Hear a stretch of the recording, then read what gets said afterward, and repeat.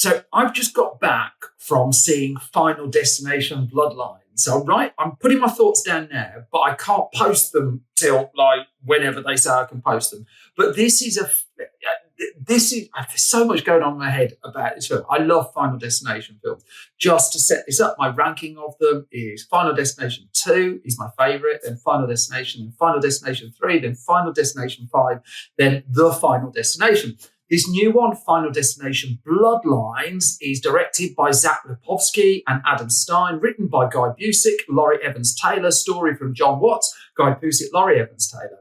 And it's got a very impressive young cast led by Caitlin Santajuana as Stephanie, who is probably the highlight of the ensemble, along with Richard Harmon as Eric, and we get a bit of Tony Todd in his last role in this as well. Really poignant last role as well, actually. I'm going spoiler light, spoiler free on this, really. It's just a surprising moment of poignancy in his last role beyond what I was expecting from him. So the setup this time, my premonition of it when I saw the running time was there might be a problem, because the running time I saw advertised as 110 minutes. In my view, a really good Final Destination film packs it into 90 minutes. And my premonition was sort of on the money. Not often on the money, but on the money. There is a lot of plot. There's a lot to enjoy in this film, but also there is a lot of plot in between the bits to enjoy. And the clue is in that title, Bloodlines. So it's all set up at the start with a really impressive opening sequence. Final Destination films, on the whole, are really good at their opening sequences. This one does, I think I can say, a slight time shift. Involves a very, very tall tower. And, directors Lipovsky and Stein, Zach Lipovsky and Adam Stein, do the basics right. They always treat it like a Mission Impossible film. They show us everything we need to know before we go in. They take their time showing things gradually going wrong. Eventually, things start to go a bit off. And also, the last Final Destination film, I had problems with, really. But primarily because it just didn't look very expensive. Here, very early on, they're paying for like really good music. I was just like, okay, they've put a bit of cash into this. It's also a lot of it's filmed in IMAX with IMAX cameras, and I saw it on a massive IMAX screen with two people talking behind me. But in the end, I just had to ask them to be quiet. Always quite a bit of a nervous moment, but still I asked them to be quiet. One thing about the IMAX presentation, I don't know whether it was the cinema I was in or the way it was shot, it was really quite dark and dingy for quite a lot of the film, I thought. But in terms of scale of this opening, when you're going up a very, very tall building, a very, very tall tower, fair play.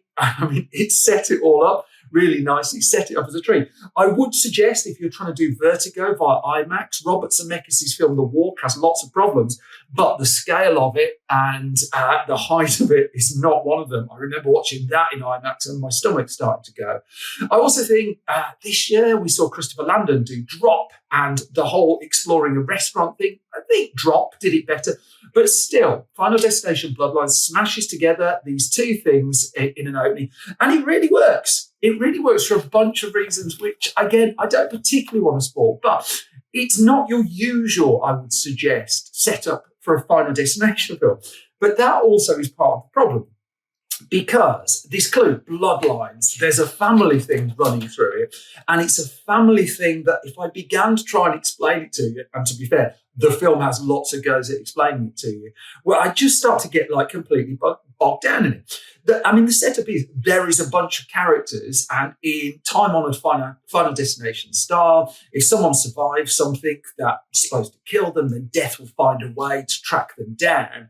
But it gets so convoluted that at one point, one of the central characters just has to bring out a diagram. They show you a graph. They just show that at one point they're pinning things to the wall to try and explain it. Then they bring out this massive book, which they don't really refer to that much afterwards, but that's just full of diagrams and stuff like that. And, in fairness, someone has done a lot of work before they put pen to paper here. But by God, I mean, the level of explaining that the film needs to do. I saw a Minecraft movie. I finally got to see it like a week or so ago. And at the start of that, Jack Black at the start of a Minecraft movie is left to basically explain Minecraft for 10, 15 minutes to people who don't know what Minecraft is, don't understand what's going on. There is a similar kind of thing. Just when you think it's finished explaining one thing, it does something really fun, then it has to explain a whole other things. And I just wrote down coming into it, a lot of plot, a lot of things to knit together, a longer film as a result of all of the plot. And it's a shame, really, because when it actually gets to, I guess what you call in inverted commas, the final destination moments, they really know their way around them.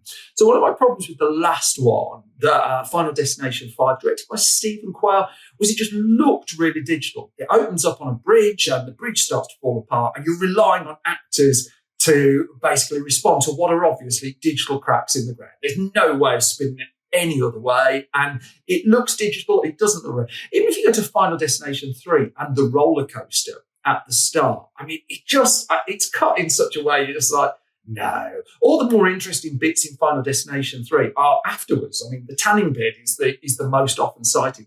The roller coaster is slightly fumbled. The opening of this isn't fumbled, I'd suggest. And in fact, there are it does the whole setup thing when it gets to one of its set pieces really, really well. It got me thinking about John Krasinski's A Quiet Place and the nail on the step.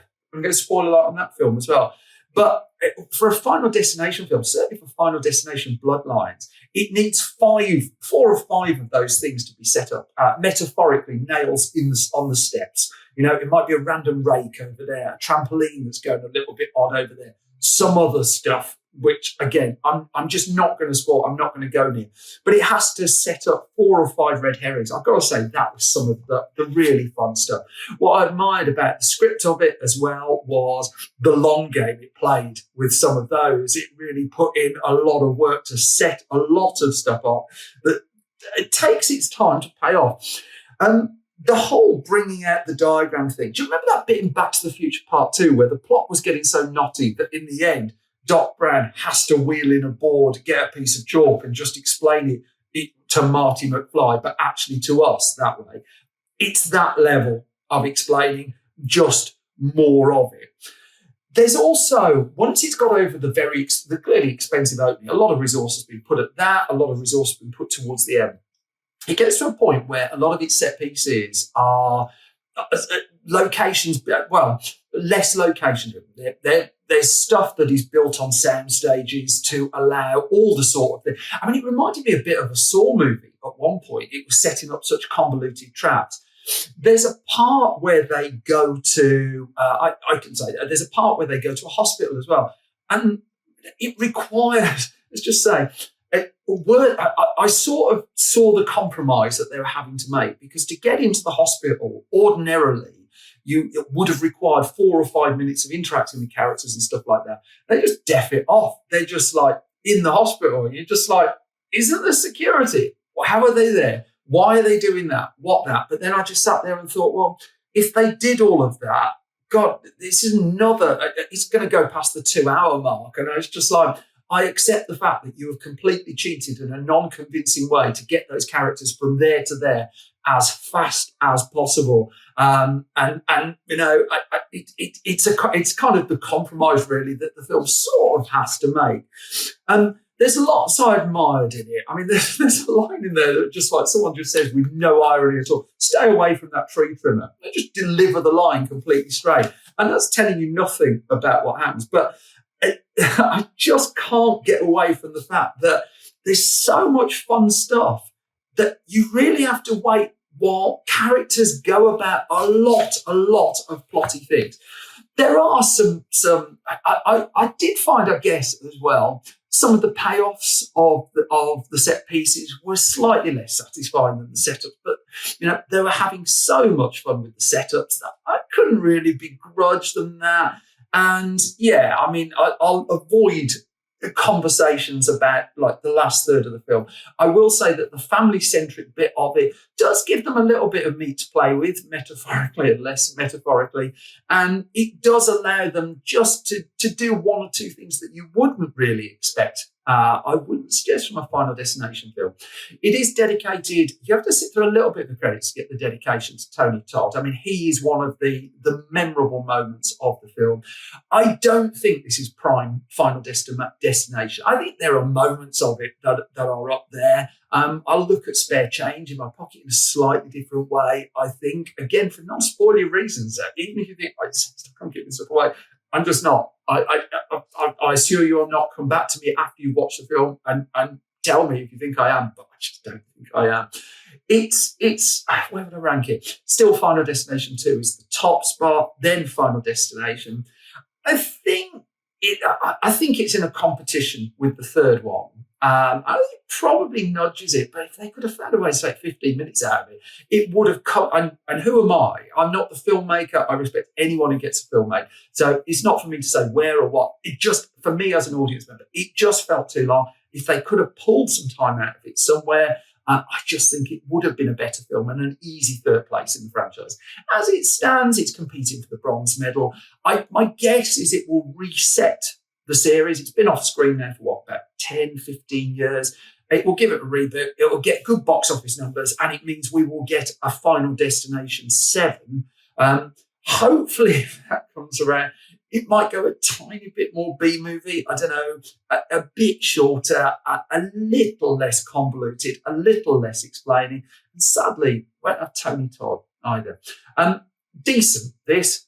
Good fun, entertaining. Try not to sit in front of people who are yabbering through it as well. That helps. Also, let me know when you see it, what you think of the lighting of it. Is it just me that it just looks really dim and really dark and really dusky and I can't always quite make out what's going on there. Come back to me, let me know, but I'm quite happy to sit through it again. My preference would be, I'm just going to go off and watch the second one again.